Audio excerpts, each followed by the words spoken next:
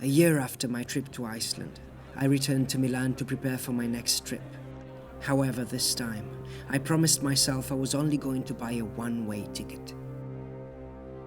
Due to my fascination with the Eastern world, I decided this journey was going to take me to Asia, a faraway land of mystery and spirituality. I came across this route that circled through the whole of Southeast Asia, passing through Thailand, Laos, Vietnam, and Cambodia.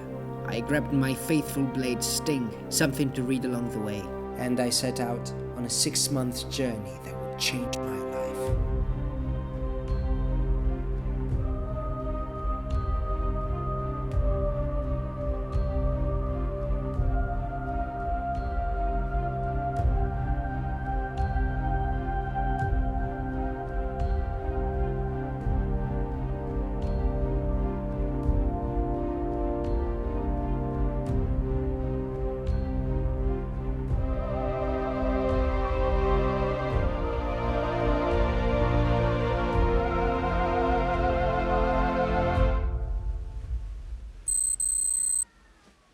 As soon as I set foot in Bangkok, I was greeted by crazy traffic, chaotic streets, and most of all, bloody mosquitoes. Accidentally, I arrived at a very peculiar time, after a long year of mourning, in which everyone had to wear black every day. A royal cremation ceremony was set up in honor of the legendary King Bhumipol, a true icon for the Thai people. While walking around the city, I remember being overwhelmed by the amount of temples and monuments waiting at every corner. The most majestic of all was probably the Grand Palace, a complex that to this day still represents the spiritual heart of Thailand. The thing I found most fascinating, though, were the surrounding walls depicting scenes from the Indian mythical chronicles, the Ramayana. After about a week, I grabbed an early train and headed north, towards Chiang Mai.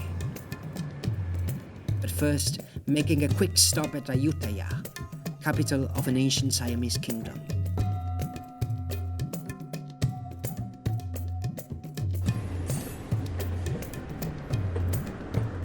The day of my arrival in Chiang Mai, in the old town, preparations were being made for the spectacular Loi Krathong, better known as the Lantern Festival.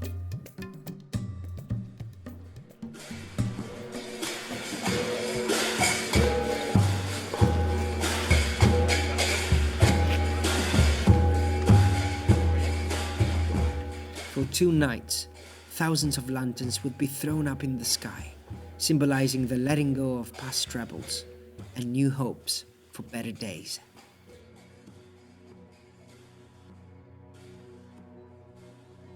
While staying in Chiang Mai, I came to know that up in the nearby mountains was a small farm, welcoming adventurers and offering the experience of working in deep communion with nature. They called it the Mindful Farm. Led by Pinan, an ex-monk who abandoned the monastic life for love, the farm signed a pivotal moment of my trip, for I met unique people, shot my first ever documentary, and learned a very important lesson that for centuries has been the fundament of Buddhist teachings. Everything is impermanent, and detachment can only distract our mind from the only thing that is important, the present moment. And so, with this lesson in mind, I traveled on, away from Thailand, for on the other side of the river, Laos was waiting for me.